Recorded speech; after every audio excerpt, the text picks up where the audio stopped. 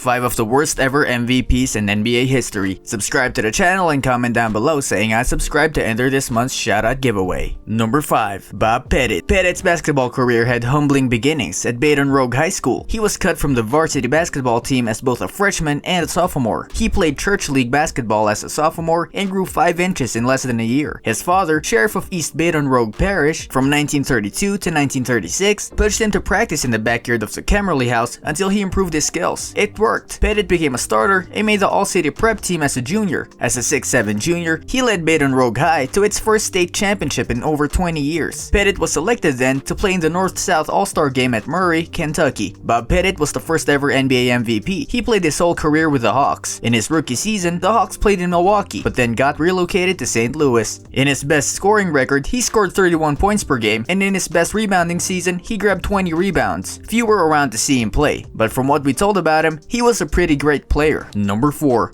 Willis Reed. The New York Knicks selected Reed in the second round with the 8th overall selection in the 1964 NBA draft. Reed quickly made a name as a fierce, dominating, and physical force on both ends of the floor. In March 1965, he scored 46 points against the Los Angeles Lakers, the second highest single game total ever by the Knicks rookie. He also began his string of All-Star appearances and won NBA Rookie of the Year award while also being named to the NBA All-Rookie First Team. Reed proved to be a clutch playoff performer throughout his career. He gave an early indication of this in the 1966-1967 season when he improved his regular season averages from 20.9 points per game to scoring 27.5 points per game in the postseason. He played center. Despite his relatively average stature for a basketball player, he made up for his lack of height by playing a physical game, often ending seasons with respectable averages in blocking and rebounding. He stood 6'9", but like common practice was listed with shoes at 6'10", when contemporaries such as Wilt Chamberlain stood 7'1", and Kareem Abdul-Jabbar was 7'2" in their playing careers. Reed was drafted in the second round of the 1964 NBA draft. During his time in the NBA, he won 2 NBA championships, both with the Knicks. Not only did Reed win MVP, but he also won an All-Star Game MVP. He was the first player in history of the NBA to win the award. He also won Finals MVP both times he won the championship with the Knicks. Reed has a lasting legacy. After his playing career was over, he coached a few colleges and even made his way up into the NBA level. He was inducted in the Hall of Fame of 1982. Reed is one of the greatest Knicks of all time. There is no debating that, but even players of his caliber can end up on this list. Number 3. Dave Cowens. He's the all-time Florida State leading rebounder with 1,340 rebounds with 17.2 rebounds per game. He holds the team record for best seasonal rebound average with 17.5 in the 1968-1969 season. He once grabbed 31 rebounds, the second best of all time, against LSU in the 1968-1969 season. He was named to the Sporting News All-America second team in 1970. His number now hangs in the rafters of the Donald L. Tucker Center. Cowens spent almost his entire career with the Celtics. In fact, when he retired, he had only played for the Celtics. He then came back after being retired for 2 years and played for the Bucks. Cowens was always a solid player, but I wouldn't have named him MVP if it were up to me. I think one of the main reasons he won this award is because he was on such a good Celtics team. He was also a 2-time NBA champion, just like Willis Reed was. In Cowens' 1973 MVP season, he only scored 19 points per game, not even eclipsing the 20 mark. In his entire career, he only scored an average of 17 points per game. One thing I will credit him for is his incredible consistency. He was always around that 17-point mark. Need to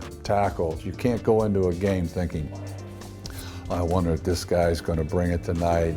You can't. Number 2. Wes Unseld. Wes Unseld won the MVP award in 1969. It was his rookie season, which is something that only Wilt Chamberlain had done before him. He was a very good defensive player, but was limited on offense. Whether he deserved the award or not is a debate for another time, but I can tell you, if he played in today's NBA, he would have no shot at winning the MVP. The NBA hardly rewards defense. Players like James Harden are in the MVP running. Harden is detrimental to his team on defense, and that is a testament of how little the NBA rewards defense. Wes Unseld had a Bill Russell-esque impact on his teams, the 77-78 Bullets in particular. In the 1978 finals, Unseld didn't put up gaudy numbers. He also didn't put up great defensive numbers, though the accuracy of the blocks and steals being recorded is questionable. What he did well is complement his teammates well. Unseld finished the series 6th in scoring on his team and 12th in the whole series, and 2nd in rebounding on his team and 3rd in the series. That doesn't normally lead to a player getting finals MVP. In the series, Unseld was unquestionably outplayed by two of his teammates, Elvin Hayes and Bob Dandridge. Hayes ended the series with averages of 20.7 points per game, 11.9 rebounds per game, 1.6 steals per game, and 2 blocks per game. Dandridge ended the series with averages of 20.4 points per game, 7 rebounds per game, 4.1 assists per game, 1 steal per game, and 1 block per game. Both players had key moments that helped the Bullets win the series, but somehow, Unseld was awarded Finals MVP in the 7-game series. When Unseld's career was all said and done, he had a career average of only 10.8 points per game. That's hardly impressive when looking at other MVP winners. Hopefully